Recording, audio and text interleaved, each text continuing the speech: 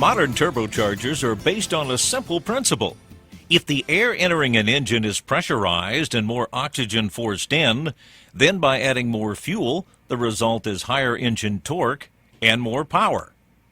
At sea level, there are 0.016 pounds of oxygen per cubic foot. At higher altitudes, the air is thinner, so there is less oxygen available.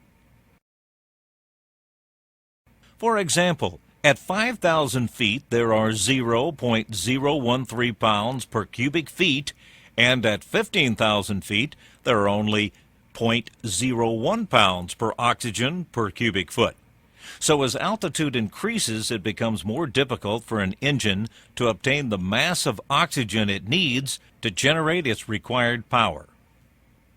In a naturally aspirated engine, the only force pushing air into the engine is the ever-decreasing atmospheric pressure. With less oxygen available for combustion, the fuel is only partially burned, and some escapes out of the exhaust as black smoke. A turbocharger helps to supply air by forcing it into the combustion chamber under pressure. It is able to do this since the reduced atmospheric pressure makes the turbo stage more efficient.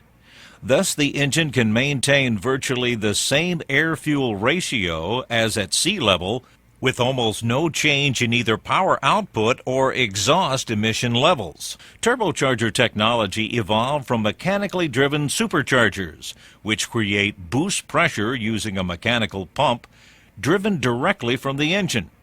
However, the inefficient supercharger is an engine parasite.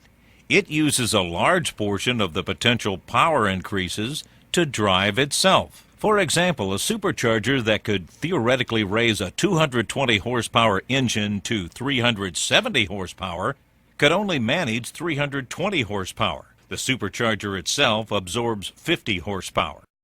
Because a turbocharger is able to utilize both the pressure and heat energy of the engine exhaust gases without taking power from the engine, it is far more efficient.